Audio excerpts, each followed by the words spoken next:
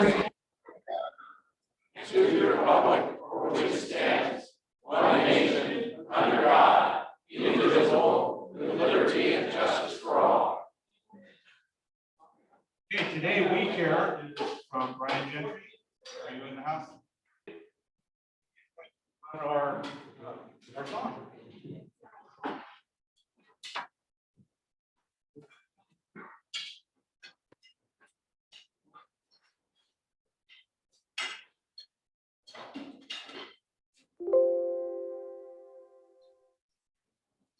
My country 'tis of thee, but with the full organ and everything that goes with it.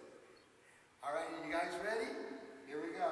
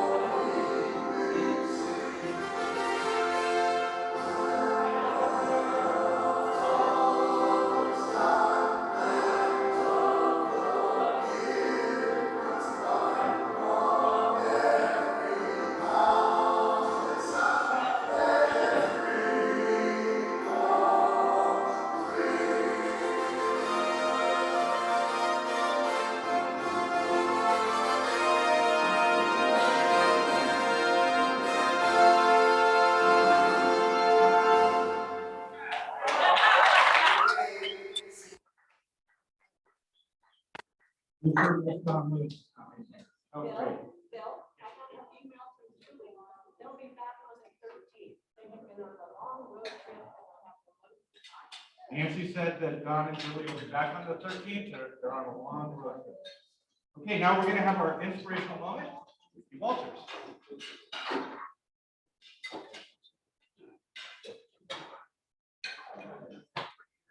So I always kind of was brought up believing that if you give and you are generous to other people, in other words, if you sow, you will reap, right? I always kind of was brought up to be taught that. But I've been reading a book called The Paradox of Generosity. I'm going to read a few passages from this. And I think it's great for Rotarians because as an early Rotarian, when I first joined the club, it was like, I need networking, I need to help my business. And now it's completely different than that. I don't even think about that anymore. That comes as a benefit from the side, but it's what I get out of the enjoyment and the blessing of being in Rotary. So I want to read a couple passages. This book, they did research, 2,000 surveys, they did in-depth talking to people and adults, families, and households in the United States. And they found out that scientifically, if you give $10 away and somebody else gets $10, you're not just $10 poorer and they're $10 richer. It's going to come back to you. Generosity is paradoxical. Those who give receive back in turn. By spending ourselves for others' well-being, we enhance our own standing. And let go of some of what we own, we better secure our own lives. By giving ourselves away, we ourselves move forward towards flourishing. This is not only a philosophical or religious teaching, it is a sociological fact. The generosity paradox can also be applied in the negative. By grasping onto what we currently have, we lose out on better goods that we might have gained. And holding on to what we possess, we diminish its long-term value to us. By always protecting ourselves against future uncertainties and misfortunes, we are affected in ways that make us more anxious about uncertainties and are vulnerable to future misfortunes. In short, by failing to care for others, we do not properly take care of ourselves. It is no coincidence that the word miser is etymology related to the word miserable.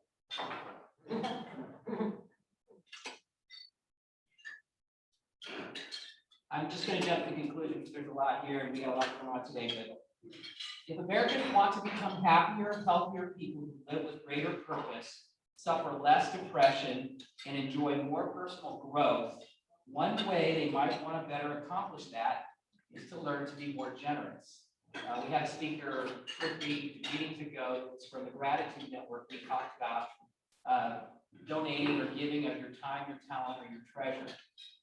The scientific evidence shows the more generous people are doing significantly better in their lives in many important ways, and we have a solid grasp of the mechanisms that link this generosity and higher well-being in life.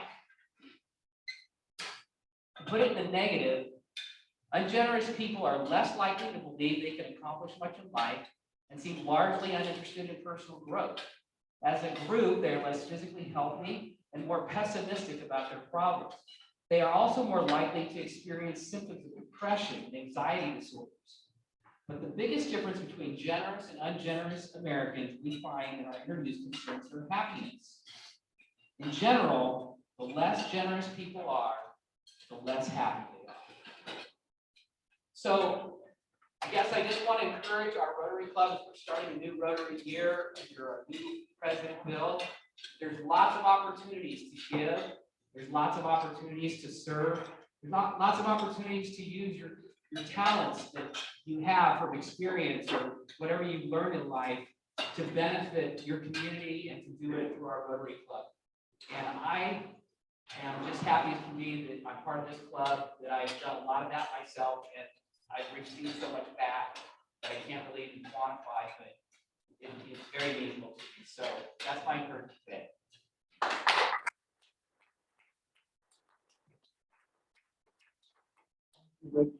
Ricky embodies generosity. He's a very good person. Next, do you have any visiting Rotarians in the room? We know one.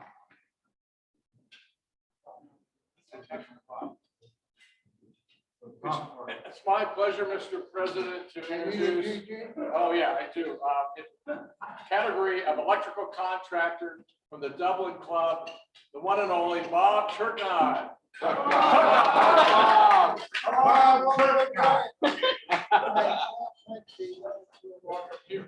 Are there any other visiting Rotarians? So guests today. I have two guests. So I will introduce my two guests here. My wife, 38 years, Linda Evans. Please get up. Great.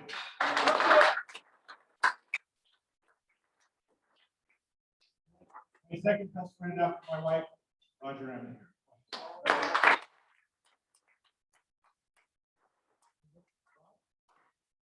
You'll get it. My wife, sure.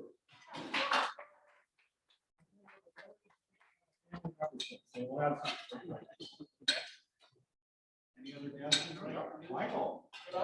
Yes, please. I'd like to introduce my wife, 41 years. We had our anniversary on July 6th. Oh. Got it right. I remember, I called somebody who wondered how she ended up marrying me. I said I got her really drunk. I married a baby. Jennifer.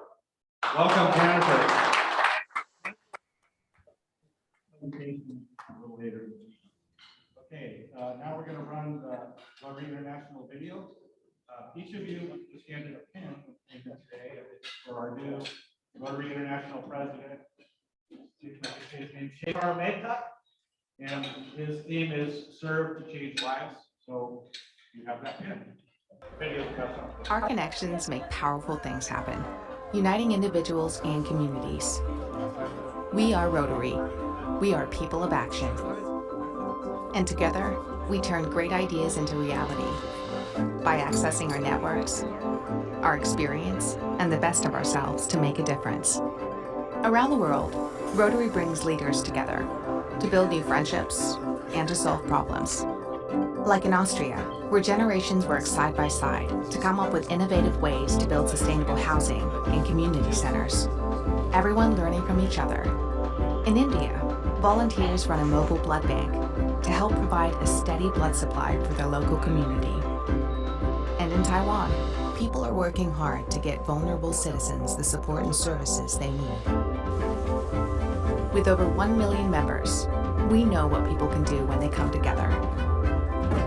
In your backyard and around the world, there's power in our connections. Take action with us. Find out more at Rotary.org. Thank you, Ricky. It's time for some board announcements. I know that Brad Hurst would like to make an announcement. Oh, Brad, that's helping getting up.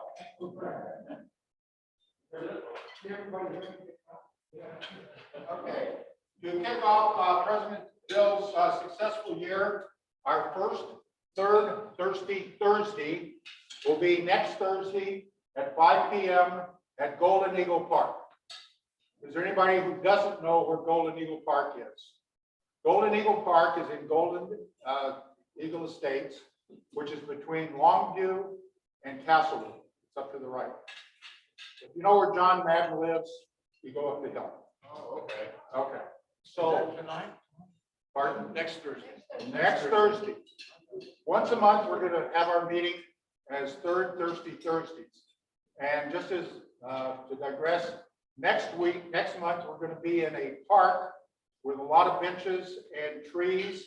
We're going to encourage you to bring your spouse or significant other, and we're going to encourage picnics.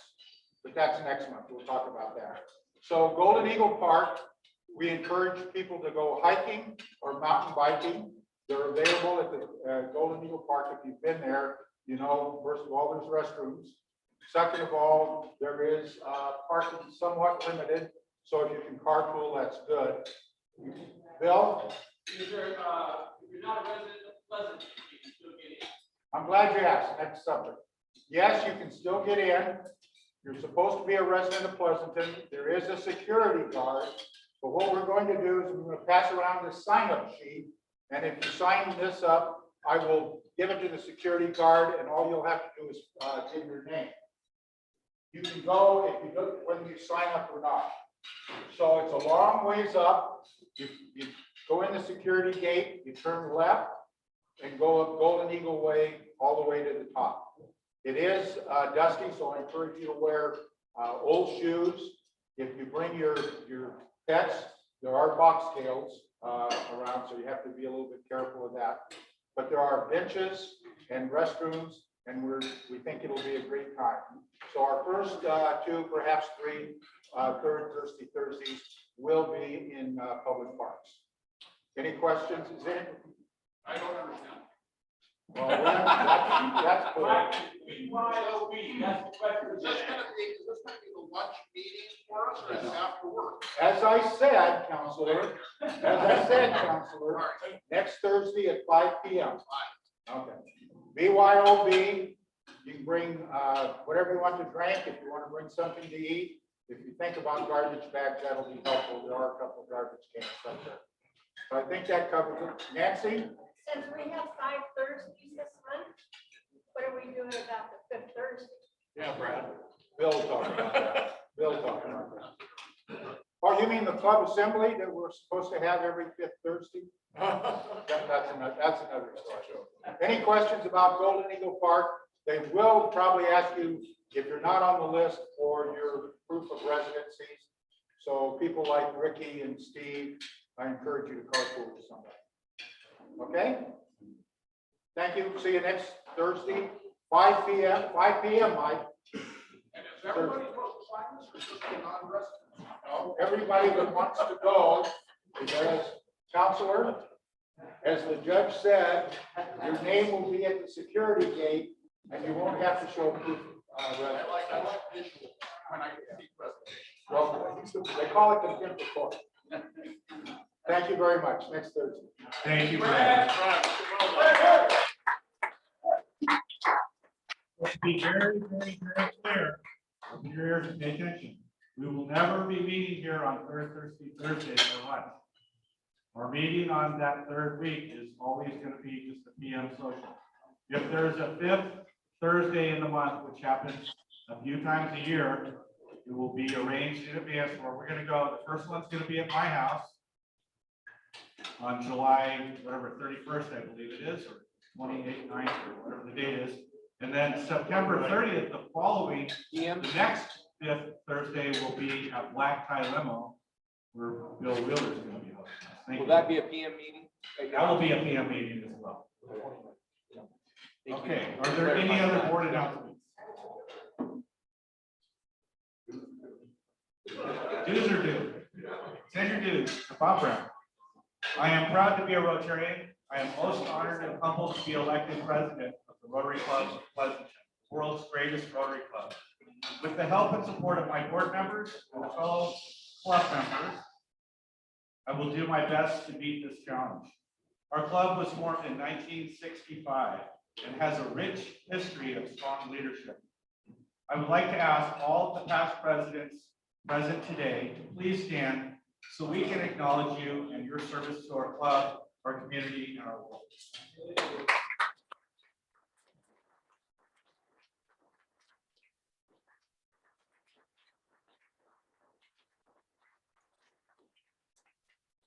Thank you, past presidents. Rotary was founded on the ideal of service above self. As I have come to know the members of this club, it is quite clear to me that service above self is not just an ideal with this club, it is the truth. Our scholarship committee awarded $64,000 in college scholarships last month to 18 deserving young Pleasanton adults. Our youth services committee works with and mentors the Interact Club at Amador High School. With the support of our club members, our wheelchair committee greatly improves the lives of needy wheelchair recipients around the world by giving away hundreds of wheelchairs annually. Thanks to the generosity of our wheelchair committee, our club is participating in the District 5170 wheelchair distribution trip to Mexico being run by our new district governor, Richard Flanders. Richard is a member of the Pleasanton North Rotary. Our community service committee, with the support of the club members, does various projects in the community to serve and improve the lives of needy people. I'm looking forward to Rotary Gives Thanks coming back again this year. I'm interested in partnering with other Rotary clubs and local nonprofits to help with their service projects.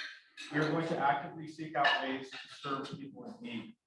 Our foundation board trustees do a fabulous job of managing and growing the corpus and distributing the funds to our club's causes. The work of the committees in this club is real work, and it is being done at a very high level by the chairs and members of these committees.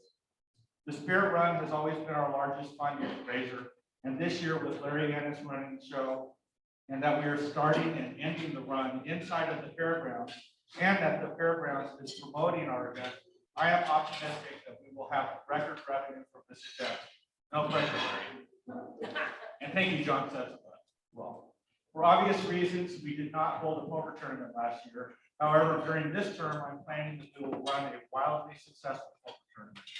Rotary International President Sheikh Armenta is the new RI president, and his theme is Serve to Change Lives. Here's a quote from President Mehta. Service is the rent I pay for the space I occupy on this earth, and I want to be a good tenant of this earth. I gave each of you one of these pens when you came in the room today. Please wear it with pride, and may it be a reminder that we do serve to change lives. Next, I'm going to introduce the new board of directors. I feel so lucky to have these talented and smart professionals serving with me in this term. I may not always agree with everything that they have to say, but I promise we will always listen to each other, and collectively we will come up with the correct solutions. After all, Rotarians are bound by our oath of the four-way test. Is it the truth? Is it fair to all concerned? Will it build goodwill and better friendships? And will it be beneficial to all concerned? When I call your name, please step forward to the front of the room. Please hold your applause until the end. Kurt McInich, Secretary.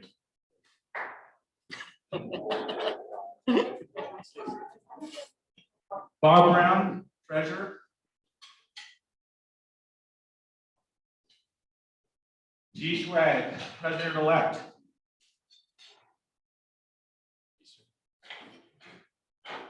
Past President, Ginger Fay.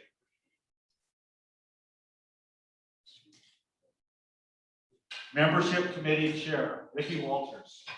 He gets 3 pins. He's got some making up to do here.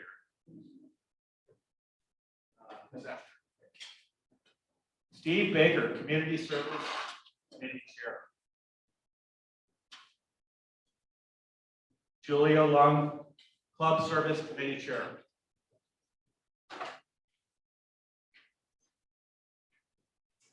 Brad Hurst, Club Fund Committee Chair. Steve Van Dorn, International Service Committee Chair.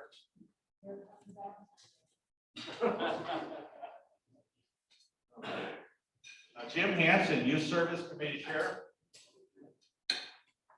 And Mark Candace, Public Image Committee Chair. This is our newest committee, and it's interacting with the other committees. You'll learn more about it at a future date.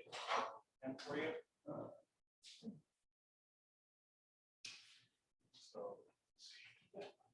Rotarians and guests, please give a big round of applause for your new board of directors.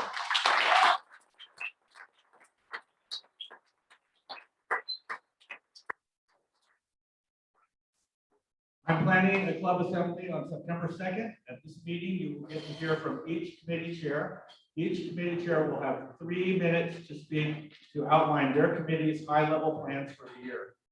We have a few other committees that do not hold board seats, and I would like to recognize the chairs of these committees. When I call your name, please come to the front of the room. Nancy Pennell, Foundation Chair Trustee. President, or whatever that title is. You can tell me what it is. I got it. Nancy Harrington, Scholarship Committee Chair. Dick Stafford, Wheelchair Committee Chair.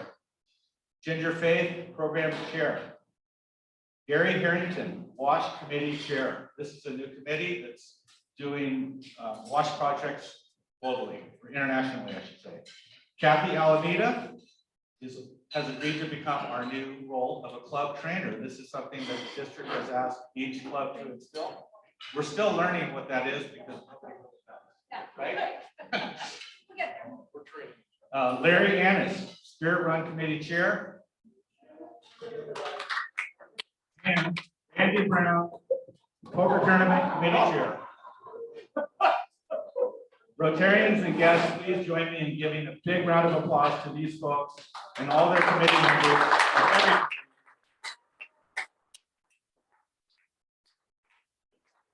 They're all doing great work to support our club, our community.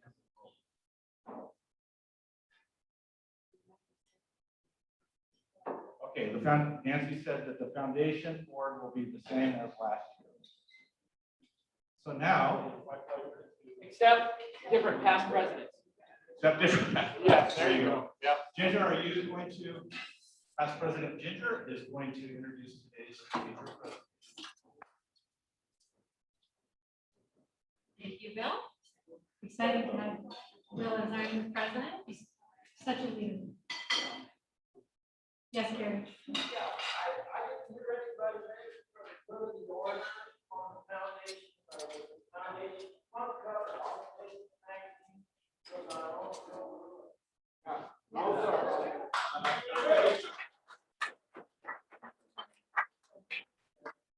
Well, fellow Rotarians and guests, President Bill, it is my pleasure to introduce our speaker today, Jennifer Hosterman.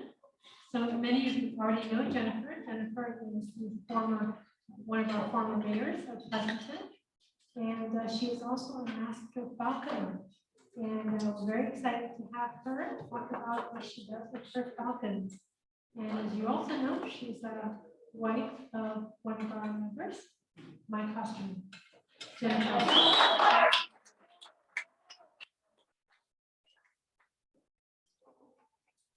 Thank you so much. Gosh, it's so much fun to be here with all of you. I've known all of you for so many years, and this is just really great fun. So thank you for inviting me. And Rob, talk about what have you been doing? You look great. So I am a Master Falconer, and that's my bird, Soraka. She's in the giant hood. I'll pull her out in a minute. She's a little heavy. Right now is when we usually are going through the molt. So every bird every year molts out every single feather and gets all new feathers. And when we do that to maintain her health, I bring her weight way up. Well, I weighed her this morning. She was 957 grams and she should weigh more like 920. So instead of being really sweet, she's not necessarily that cooperative. So we'll see. I'll pull her out. We'll see how she does. If she's horrible, I'll just stick her back in the box. So falconry is the art and sport of teaching a bird of prey to allow us to go along with it and do what it does naturally, which is hunt. Now, it's called falconry but the sport is made up of every different kind of bird of prey. So you'll see falconers hunting falcons, falcons, peregrine falcons. You'll see falconers hunting with ostrichers, which is the hawks. Mine happens to be a pair of booty falconers that will hunt owls, which I think is like ridiculous because you think that they're wise old owls, they're really not that smart. There are people hunt with. So falcon how far back in then? We have evidence that shows that falconry goes back roughly 6,000 years in Mongolia, the steppes of Mongolia. But recently, maybe 10 years ago, we just discovered more evidence of falconry taking place more like 10,000 years ago in Iran. So a tablet was found 10,000 years old that shows a human being with a bird at the end of the string. So we think that that was probably closer to the beginning. Probably the most famous falconer was Frederick II. He was king of the Roman Empire. Like 1150, actually late 1100s to around 1250. He wrote the treatise on falconry called How to Hunt with Birds and the Art of Hunting with Birds. And it's still in print today, costs about $100. He taught us a lot about ornithology. Frederick was an interesting guy. So when he went to war with a country in North Africa, and I've forgotten what the name of it was at the time, he met at the border and met with the other king. And he said, so, hey, do you fly birds? And he said, yeah. He said, great, let's put down our weapons and let's go fly birds because I want to see how you do it. And so this was just a shared love globally of falconry. And then of course we pick up all their weapons and kill each other. But up until that point, it was good. So let's see, Ricky, can you snap that for me? Let's see what's next. Oh, so this is Sirocco. She's a Harris hawk. Like I said, she's a parabudio. Let me take that.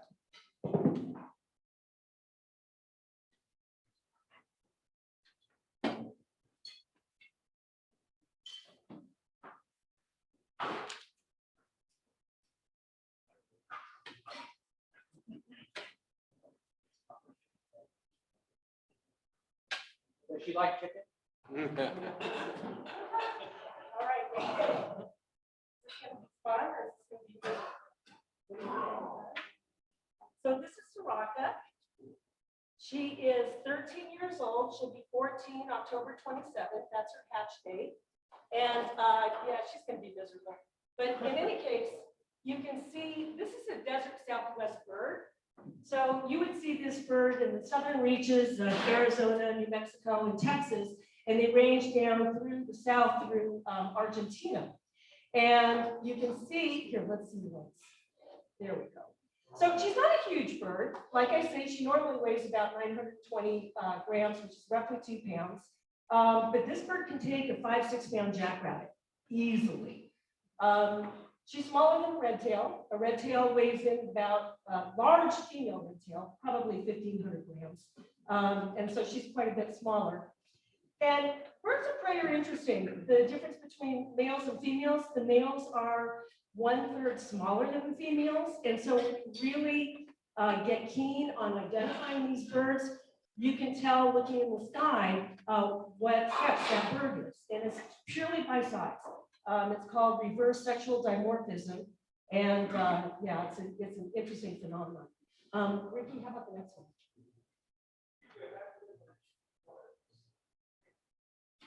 Was there a question I didn't hear?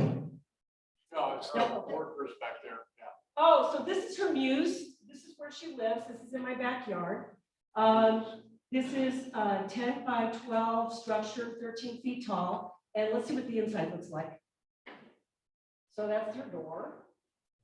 Inside, she's got several perching opportunities. You can tell up at the top, she's got a giant swinging perch. So when she goes in her house, all this stuff comes off and she is free to fly inside her house. Go ahead and switch it. Didn't she used to be in your library? Oh, well, she comes in, yeah. But generally, I mean, this is her house. This is her place. But yeah, she comes in the house a lot. And I do have a perch in my office that she perches on. But when she's in the house, she's tethered. So she doesn't free fly in my house. And the reason is you cannot potty train a hawk. So, but she's got a big bath pan, which by law she has to have. But we have fresh water in it at least every few days. And go ahead, Ricky. Get it. And this is her on her big slate that she loves so much.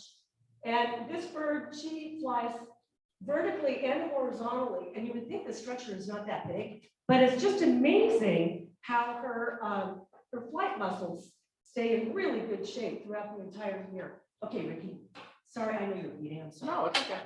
So this is her feathering yard, and it's basically a dog kennel. This is up on the upper lawn. And this is just a safe place for me to put her. So if I have to work on the hawk house, if I have to clean mews, or if I'm doing things, if it's a particularly hot day, I'll put a mister on her up in the weathering yard. And again, you can see she's got her bath. It's not a huge structure, but it doesn't have to be because she's tethered. Next one. That's just a close-up. Next one. Sorry. So hunting.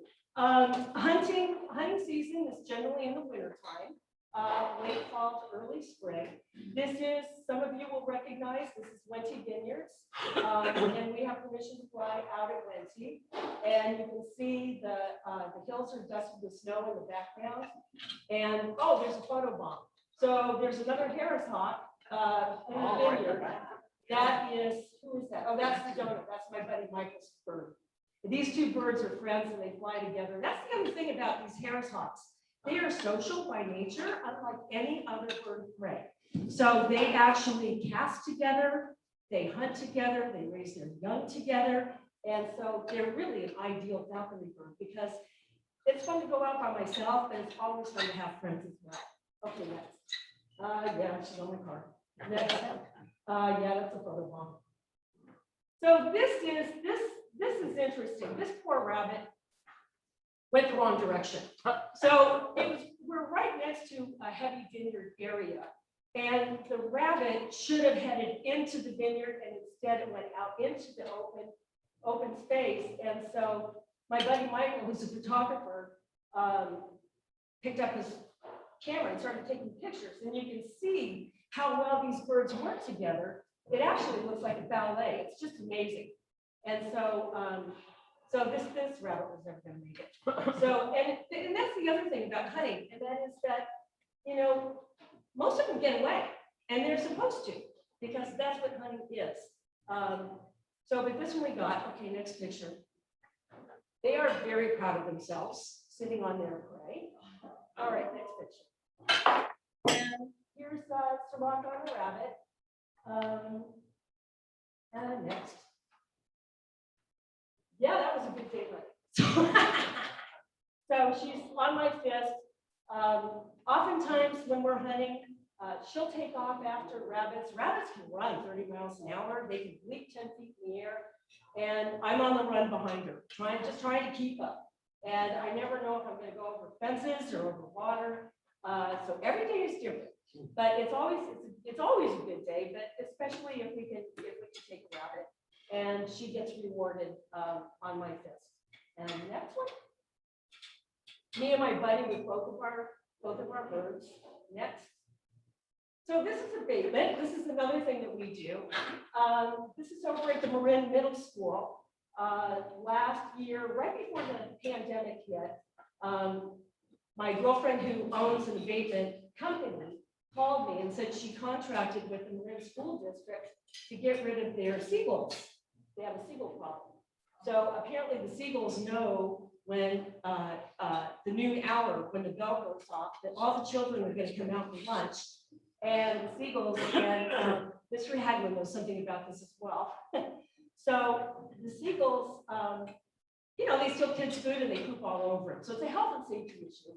And so I took Sirach out there every day for a couple of weeks. Got to know a bunch of the kids. So much fun hanging out with 6th, 7th, and 8th graders. So much fun. And so, and as long as this bird is in the air, the seagulls will not come down. They are scared spitless. So it really, really works. So if you have a pest problem, consider abatement. Okay, Ricky. This is a little falcon that I borrowed for a couple of days. Oh yeah, this one got bumblefoot. She had to go to the hospital, so I borrowed this bird. And this is a little peregrine mix. I forgot what it's mixed with, but it's peregrine something, lamb or sake or something like that. Okay, next. So this is my one of my best friends, Janet Barkley, who owns the abatement company. She does bird abatement out at 20 every fall. Keeps the starlings out of the grapes until the grapes can be harvested. And this is my niece, Kira. And Kira has this brand new baby falcon, and Janet is teaching Kira how to teach the falcon to come back to her fist, which is great fun. Kira, this was 2 years ago before the pandemic. Kira was 13, and her little brother, John, was 2 years younger. You'll see him. So this is really a family thing. These kids want to be falconers in the worst way. And I just told John, I saw him a couple weeks ago for the first time post-pandemic. And I said, "Are you still a falconer?" And he said, "Oh yeah, it's a Jen, I am." I said, "All right, get on your bike and go find fields with game in them, because you can't have a bird unless you can put your bird on game." So next one. My sweetness. Next one. And that's my nephew, John. And he and Kira were at the Scottish Games, which I put on the Birds of Prey exhibit every year at the Scottish Games, not last year, of course. And these kids came down for the weekend and thoroughly enjoyed it. I told all the falconers, put birds on these kids' fists. Just put your bird on the kids' fist. So this is a barn owl, of course. Next. This is John with a pure peregrine falcon. And his shirt says something like "Birds of Prey of the Rockies" or something like that. He's a Montana kid. And he dearly loves peregrines. So this was an absolute dream come true. Next. This is John with a Eurasian eagle owl on his shoulder. I will tell you, you never want to put a Eurasian eagle owl or any bird of prey on your shoulder, because all they have to do is hear, and they squeeze. And this bird has about 300 PSI in her feet. And I can tell you it hurts. And it happens from time to time. It's part of the deal. But this Eurasian eagle owl was an imprint. And that particular falconer raised this bird from the baby. And so this bird likes to ride on people's shoulders, which thrilled John. Okay, next.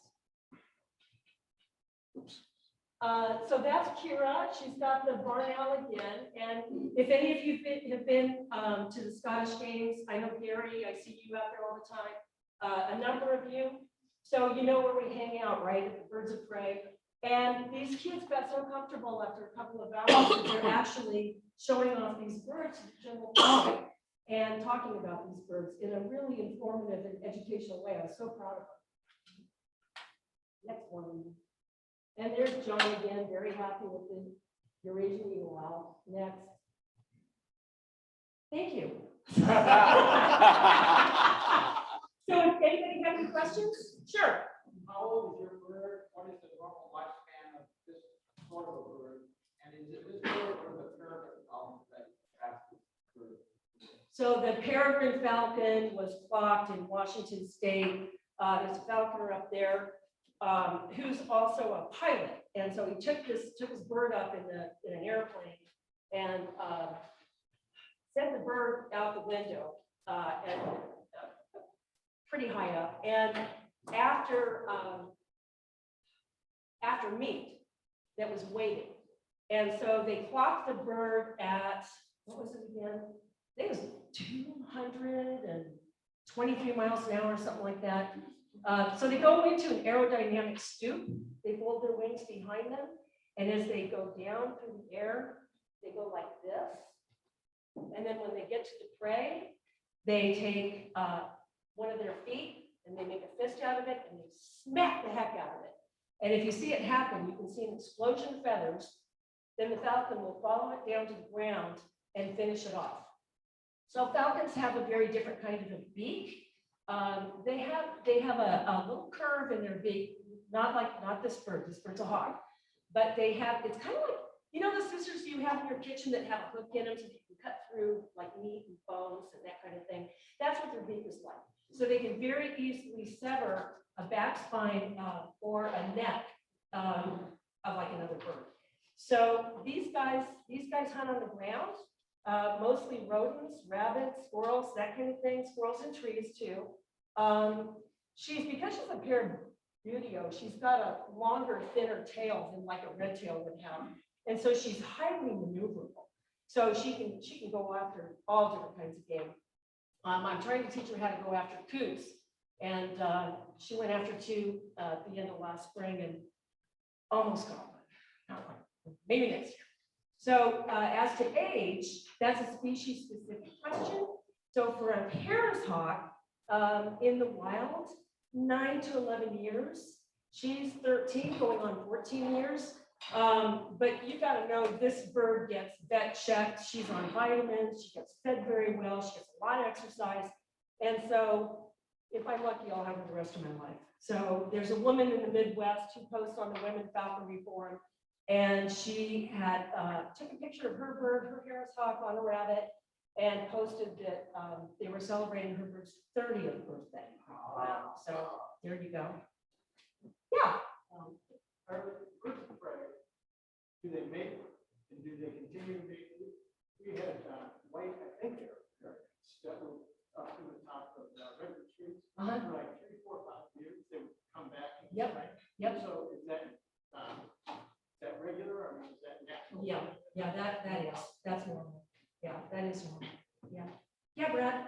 That little thing like a little house, like going to use. Do we have one of those in life? Well, I can just tell you that when we're driving together, I think he's a terrible driver, but he's the only one in the family that's never been in an accident. So I don't know what I'm talking about. But whenever I start complaining about his driving, he always tells me to put my hood on. So there you go. Yeah, Nancy. What do you do to call him to come back once you let him out to hunt?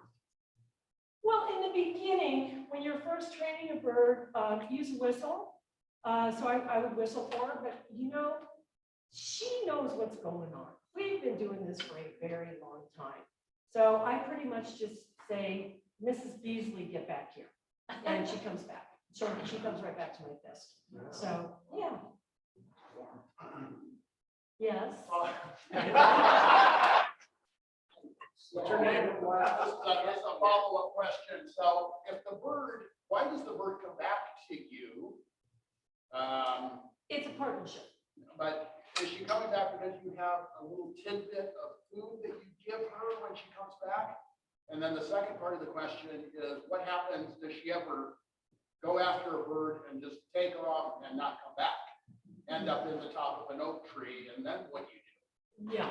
So, so she comes back for tidbits, but we've been hunting together for so long now, and it doesn't really take more than a few weeks to maybe a month or two to train a bird to understand that you're its partner.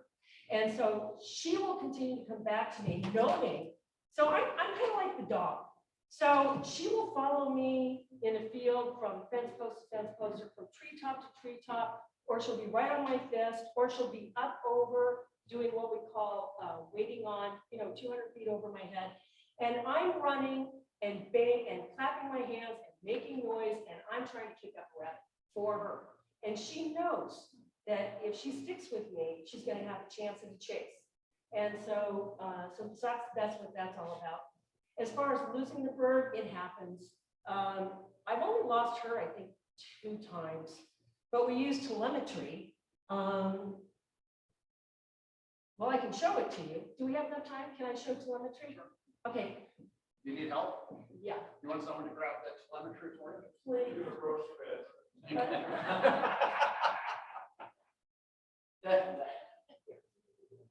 The bird does not like me. No. We understand. Yeah. Yeah. So, all right. Say goodbye. Goodbye. Bye, Soraka. Should we close the front door? Yeah. Here you go. Here you go. Turn around. Good.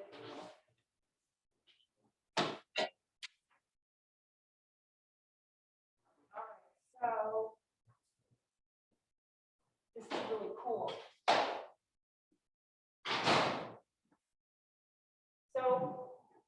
her deck feathers. So she's got 10 deck feathers, right, that make up her tail. This is the center one. And this was molted out 2 days ago, and I was so thrilled because I could bring it and show it to you. So at the very top, I attach a titanium clip. So it's super, super lightweight. And then I have a little transmitter.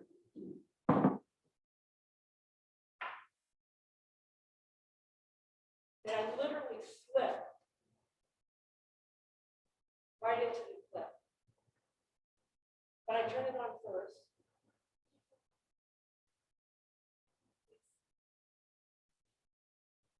Here we go.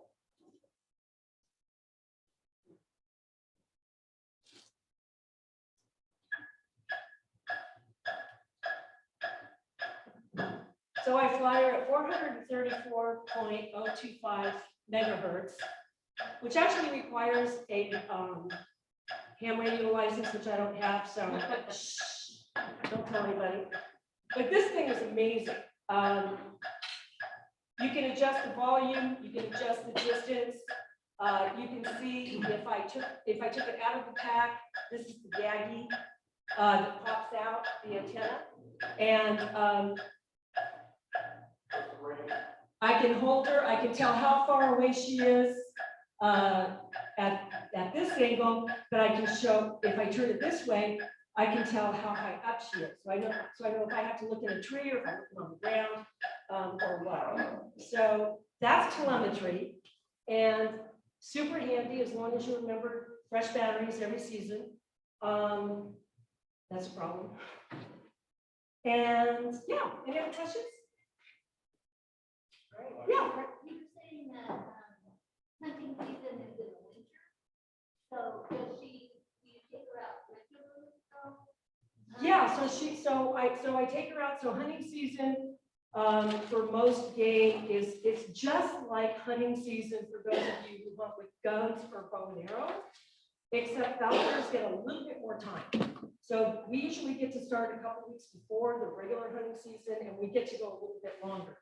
Now, jackrabbits are so plentiful that jackrabbits can be hunted year-round, but not so for all of the other rabbits, and not so for other game. And the game wardens are pretty strict about it. And falconry is, it's an art and sport, ancient that we want to keep alive. And so it's opportunities like this to share, what it's really all about. So that, if you have someone who says, gosh, I think that's really cool, you can say, well, I actually know somebody and it's not cool. So, yeah, so that's. So if they're looking for rabbits, you pretty much have to kind of guide the bird to know what to go out and look for. I mean, there's catch so many fish during the season, right? Is there any kind of rules as far as what if she catches something else? They're opportunists. And there are laws that govern the opportunists. So for instance, if she goes after an egret, which is protected, I can't say, no, Mrs. Beasley, no egrets, that's illegal. The way that you deal with it is the state regulations allow you to let the bird take the other bird, feed on the bird. I can help dispatch the bird to make sure that it's not, suffering at all, any longer than it absolutely has to. But then by law, you have to leave the carcass there. You can't take it home. And then there's a form that you have to fill out and send in to State Fish and Wildlife. So there's something for every single instance. There is a rule and a regulation that has to be followed. And sometimes, last winter we were out hunting at the Delta. I have permission to hunt that property that is beyond currently where Mountain House is, where Mountain House is going to be developed eventually in the future. And we were out there and I saw one rabbit and I took off after it. She was up over my head. And when I looked up, she was gone. So I got the telemetry out and got her beeped up, and it took me a while to find her, but she had taken off after a different rabbit. And she was sitting on this rabbit underneath the bush in the shade. So I couldn't see her. So I really did need the telemetry to find her. And then I was like, oh my God, there you are. So anyway. Yeah. Yeah, Bob. Through aviation, I've got webcams in the morning, like at different cities, what the real weather's like. And PG&E has a webcam on this, I think the same falcon, same breed of falcon. And I watched 4 chicks grow up there. Nice. And eventually they weren't there, they're gone. Do they still come back to that nest or are they just off on their own? Oh. I only see 1 now, maybe 2. Right. But I think they're the Right. adults. And then, they're territorial, right? So they have to stake out their area where they know that they're going to be able to hunt successfully. And so that's part of what goes on. A lot of them will come back, especially if they were able to get game in that location. They'll come back to get game again. I was telling Michael just this morning, I saw a female Cooper's hawk fly through our backyard. She first came through, I want to say 4 weeks ago, and then on the 22nd, I saw her down at the park, at Tawny Park, and this morning she's back. So I think that bird has taken some game somewhere in the neighborhood because she's back. Somebody's kitty. Yeah, and who knows? She may already be nesting, and maybe we'll see babies pretty soon, which would be awesome. Yeah. So do you know how many golden eagles are in Washington? Say that again. How many golden eagles? Oh yeah, there's tons of them. Yeah, so a couple months ago, neighbor says, oh, this got an eagle in our, like, we did it. So we found her. Yeah, Yeah. You know, very true in our neighborhoods. It's crazy. Next thing I know, we got 4 eagles. Right. Yeah, they're pretty prevalent in the area, especially in Livermore. And we always have to be careful when I'm out hunting my bird. I always look up because if there's an eagle in the area, my bird is fair game. And so you have to be really careful. And other birds of prey, wild birds of prey, they're all about stealing food. If they don't have to tangle and kill it, they're all over it. So anytime they have an opportunity to swoop down on top of any other bird and take their game away from them, they'll do it. So, yeah. Anybody? Yes.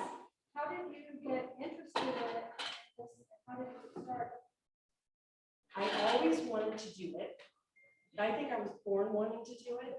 When I was a teenager, I used to take my dad's Jeep Wagoneer out in the desert outside of Paradise Valley, Scottsdale. And I would trap birds, but I didn't know what to do with them, so then I would just let them go. And it wasn't until years later that I figured out how to do it. So, but yeah, I was wrong. It's great fun. Anybody? So when you get started, do you start out with a Harris hawk, or do you have to kind of work your way up? Do you become a Master Falconer at the beginning, or do you have to kind of work your way from being an apprentice to where you're at now? Right. So it depends upon what state you live in or what country you live in. So in the state of California, when you first become a falconer, you have to trap your first bird from the wild because you have to learn how to do it. And in the beginning, you're allowed to either trap a red tail or an American kestrel. The reason is numerosity. There are so many of them out there. And you have to trap a first-year bird. And the reason you have to trap a first-year bird is that their mortality rate is so high that once we trap that bird and take it from the wild and start working with it, we're ensuring that that bird is going to make it through its first year, which is pretty amazing. And then usually after a season or two, those birds get released back into the wild, and they're now stronger birds. They're taking bigger game. They are much more capable of raising and caring for young, and they're most likely going to live a pretty good long life. And then you apprentice, as you know, my apprenticeship, which was horrible. I had a horrible apprenticeship. It was just fraught with all kinds of issues. And my Master Falconer, my sponsor, who you saw a picture of, Michael P's been doing this for 60 years. And Michael wouldn't let me go to the falconry store until I learned how to do it all by myself. So we would have craft days. So he would come over and I'm like, what does this have to do with falconry? And so I had to learn how to make anklets and jesses and leashes and hoods. I make my own trap. I make my own everything. And it was about 2 years of doing this before, and then he passed me to General Falconer. So all my licensing indicated me as a General Falconer. And you have to be a General Falconer for 5 years. And then after 7 years, you become a Master Falconer. And the reason is it takes 7 years to make all those mistakes. So, which. Where did you end up getting this bird from? This bird? Well, so this is a captive bred bird. And I did always want to fly a Harris hawk. I'm so excited about it. So she actually came from a breeder in Oregon. So when I bring her in the house on hot days, Michael always says to me, I thought you said she was a desert Southwest bird. She should be able to take the heat. I'm like, no, she was born in Oregon. So. Michael, don't you two live together? I usually end up Okay. amused. So I just want to say thank you so much for having me in Soraka today. Thank you.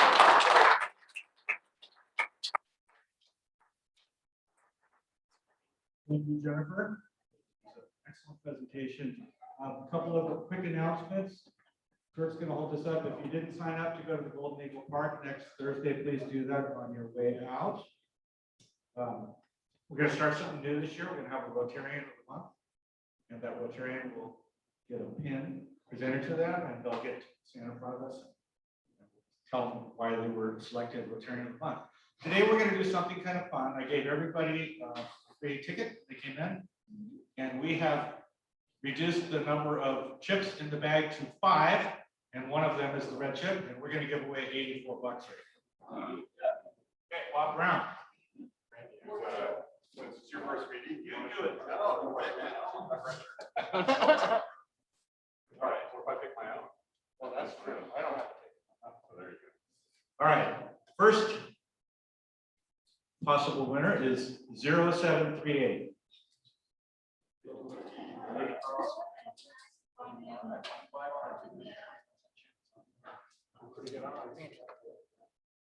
Hey! Yeah! There you go.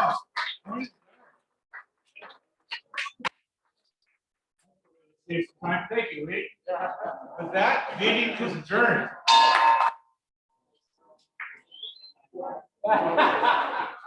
John Ricky, I had a question for you, technically speaking, because I'm going to be doing this on next week. How do you, when you have the PowerPoint up, are they able to see it? Zoom? The Zoom people? Yeah, so what I learned to do from Pleasanton North, I watched how they did it. Yeah. So you're zooming, right? So you go to share screen. Right. You go to share screen, and then what did you ask to put what up? The PowerPoint. Yeah, so you just go to the PowerPoint, you share the PowerPoint, you start it, go back to getting started, just like you did the PowerPoint. Right, okay. But it shows the full PowerPoint, it doesn't show it like it's shared. Because it wouldn't on your computer if you were doing it. Yeah, okay. All Right, right. so now everyone's that seeing goes that. there, but if you're on Zoom, this is what you see on your screen. Right, okay. Because I did it last meeting and it worked, people said it worked, so I worked it out.